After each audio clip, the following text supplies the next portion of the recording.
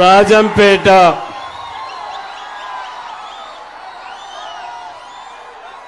ఈరోజు మీ ఉత్సాహం చూస్తా ఉంటే రాజంపేట ఎలక్షన్ అయిపోయినట్లే ఉంది.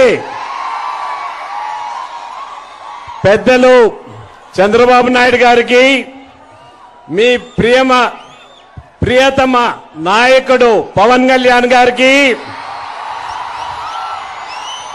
ఎమ్మెల్యే అభ్యర్థి సుబ్రహ్మణ్యం గారికి, ఇక్కడ విచ్చేసిన తెలుగుదేశం కార్యకర్తలందరికీ, భారతీయ జనతా పార్టీ కార్యకర్తలందరికీ, జనసేన కార్యకర్తలందరికీ, యువకులందరికీ నా హృదయపూర్వక వందనములు.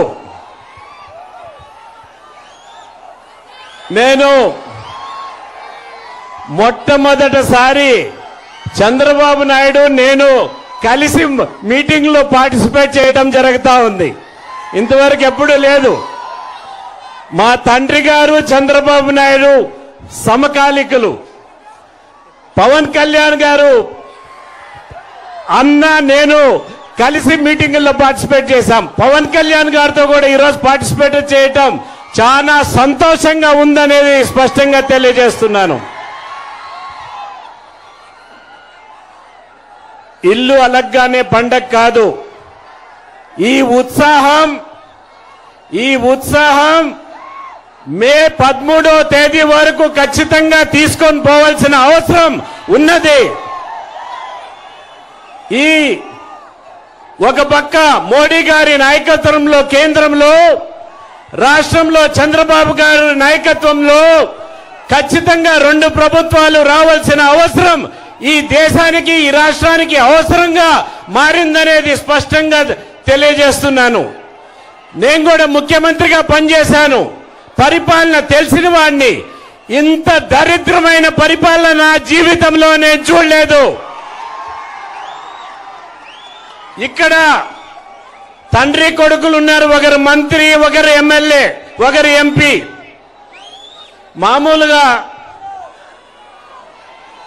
మామూలుగా వీరు ఎవరైనా ప్రజాప్రతినిధులు అయితే ప్రజలకు మేలు చేయాలి.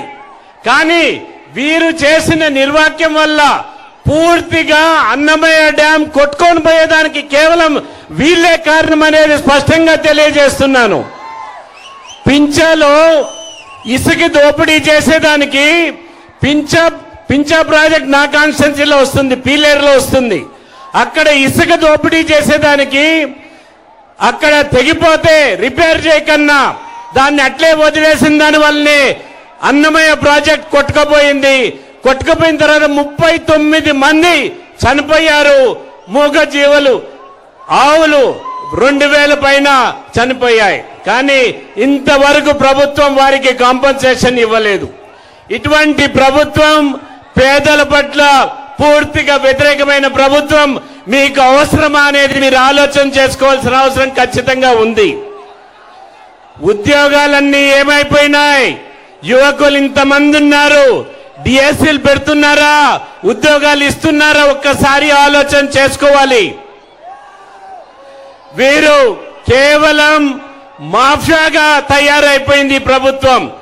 ఇసుక దోపిడీ, గనుల దోపిడీ, అడవి దోపిడీ, లేక పూర్తిగా ల్యాండ్ మాఫియా. ఈ మాఫియాల్లో ఈ ఎంపీ, ఈ మంత్రులు వీళ్ళంతా చిక్కుకుపోయారనేది స్పష్టంగా తెలియజేయడం జరుగుతా ఉంది. మీకు పవర్ స్టార్ అని ఎట్లయ్యాడు తెలుసా?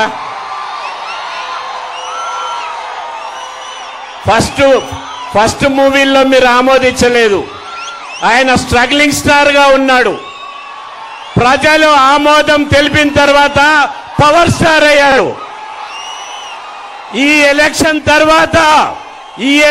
తర్వాత ఈ స్ట్రగ్లింగ్ స్టార్ పవర్ స్టార్ గా మీరు మార్చాల్సిన అవసరం ఖచ్చితంగా ఉన్నది అనేది స్పష్టంగా తెలియజేస్తున్నాను. చంద్రబాబు నాయుడు గారి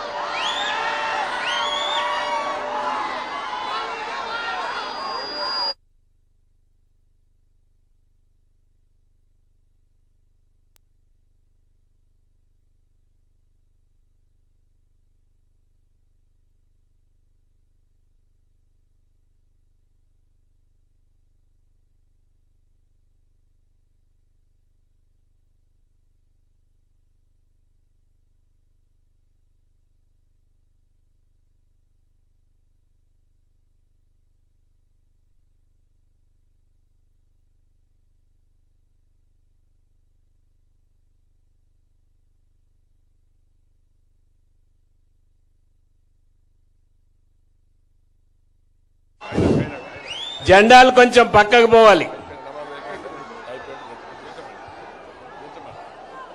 కొంచెం జెండాలు కిందికి తీసుకోండి, కనపడటం లేదు, వెనకాల వాళ్ళకి కనపడటం లేదు, పక్కకు పోండి, స్ప్రెడ్ అవుట్ కాండి. ఇక్కడి నుంచి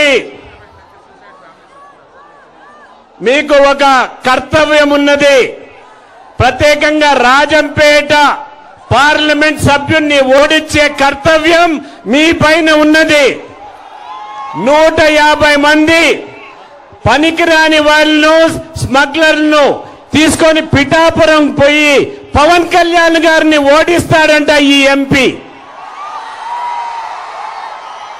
మీరు ఓడించేదాన్ని ఆయన్ని ఓడిస్తామా, పవన్ కళ్యాణ్ గారిని ఓడించేదానికి మనము చూస్తా ఊరుకుంటామా అనేది స్పష్టంగా తెలియజేయాలి.